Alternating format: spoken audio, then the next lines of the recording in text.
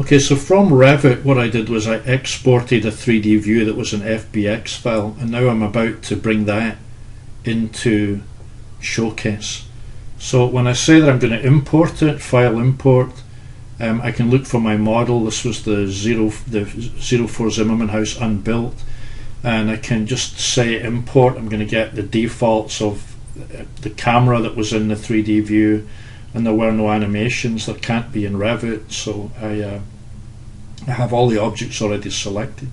So I'm just scrolling to zoom out and then clicking on the screen to clear the selection. Now what I want to do is type in E to choose an environment, and you'll see at the top I've got the environments in the scene. On the bottom I've got the environments available from the product. I'll click on the dry site, and I can see this apparently surrounding my model. So this is an immersive environment. Let me go to the object. So I typed in O for object. I'm looking at my Revit file organization, and I'm going to turn off the topography.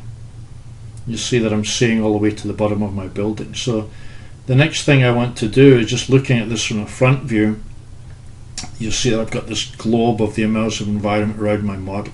So file and scene settings will let me adjust the size of that globe. You see that if I look at the scene settings, I can make it smaller or larger to make sure it's appropriate for what I want to create in my animation. I'll close that now.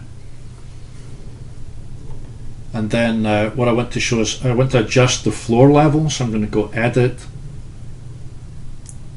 adjust the floor position, and it comes in at the bottom of my model, so it came in with a white line showing at the bottom of the foundation. I'm changing that to -2 inches, so it's 2 inches below the ground floor. And when I switch back to a 3D view, you'll see that my immersive model now cuts through where I would want it to be. So these immersive environments can be swapped out with a click of the button. So if I say E again, I've got another one in my scene, which is the grass field, and I just click on it and it changes. I'll close those.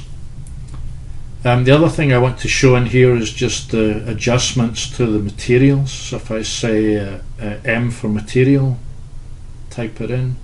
These are the materials that came in from Revit Architecture, and I can select on the glass material that I've got in my model, and then right click and say all the objects with this material. And what I'm going to do is search for a new material that are part of the showcase. So if I type under the search field glass, it'll go through that and look for glass materials that are available to me. If I expand on the settings here of the showcase, you'll see that I've got some glass materials. I'm just going to choose clear glass, and that will assign it to all of the windows. And then I click on the screen just to clear the selection. So clear of my model, I just click on the screen.